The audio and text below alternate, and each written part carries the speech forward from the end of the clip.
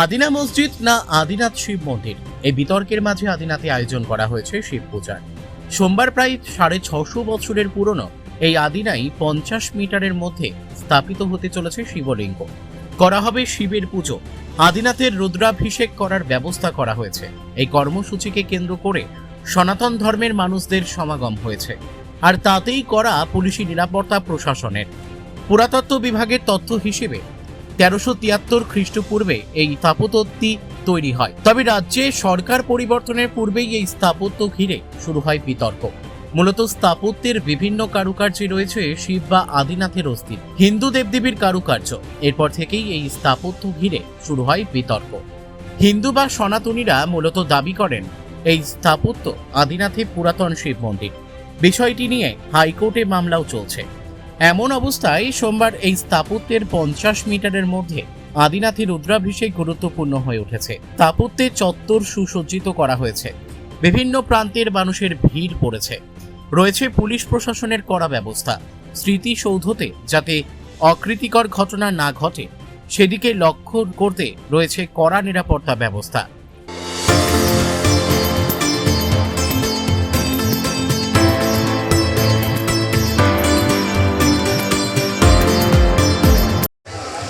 দেখুন, আদিনাথ এই দেবভূমিতে আদিনাথ দেব ছিলেন, আদিনাথ দেব আছেন, আর আগামীতে আদিনাথ দেব থাকবেন।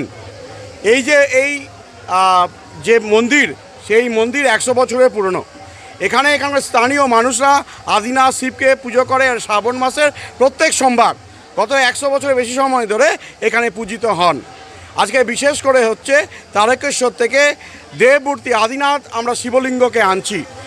এর পিছনে একটা বার্তা আছে।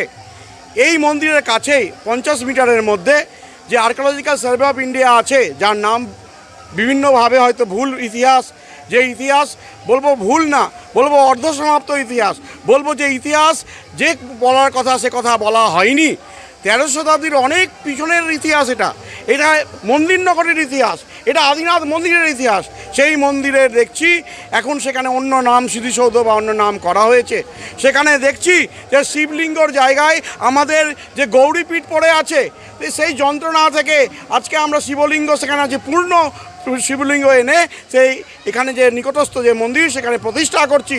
এবং আগামীতে আর্কিওলজিক্যাল সার্ভে অফ ইন্ডিয়ার পুনঃপর্যবেক্ষণ এবং তার সঙ্গে আদালতের রায়ে আমরা জানি সত্য ইতিহাস বেরিয়ে আসুক।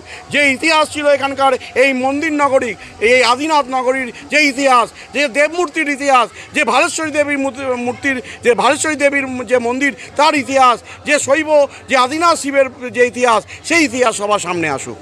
এই নিয়ে হাইকোর্টে বিভিন্ন যাচিকা হয়েছে। এছাড়াও আজকের এই পূর্ণ দিনে আমরা আমাদের মুখ্যমন্ত্রীকে, আমাদের জেলা সমাহর্তা এবং জেলা যিনি রয়েছেন কারাধ্যক্ষ তাকে দিচ্ছি। তার সঙ্গে সঙ্গে একইভাবে আমরা এই বিষয় নিয়ে পর্যবেক্ষণের জন্য বিস্তারিত একটি সম্মিলিত পত্র যেটা আমরা তুলে দিচ্ছি খুব অতি দ্রুত প্রধানমন্ত্রী, এবং এটা যেহেতু কালচারাল মিনিস্টার গজেন্দ্রজির কাছে যাচ্ছি, পার্লামেন্টে বিষয়টি তোলা হোক। কারণ এই বিষয় নয় যে বিষয়টি বারে বার আদালত যাওয়া দরকার আছে। যেখানে তথ্য প্রমাণ আছে, যেখানে আমরা দেখছি দেবমূর্তি আছে, দেবমূর্তি সংরক্ষিত আছে, কোনো মসজিদ গাত্রে কোনোদিন দেবমূর্তি থাকতে পারে না, প্রথিত আছে। অতএব এটা প্রমাণের বিষয় নয়, যে বিষয় দেখা যাচ্ছে, যে বিষয় ইতিহাস বলছে, সেখানে শুধু একবার আমরা বলবো পর্যবেক্ষণ করে দেখুন, সেই মূর্তিগুলো দেখুন এবং সেটাকে স্বীকৃতি দিন এবং আদিনাথ আমাদের ফিরিয়ে দিন। আমার নাম কাজল গোস্বামী। মালদা থেকে পরিতোষ সরকারের রিপোর্ট, কুলিক নিউজ।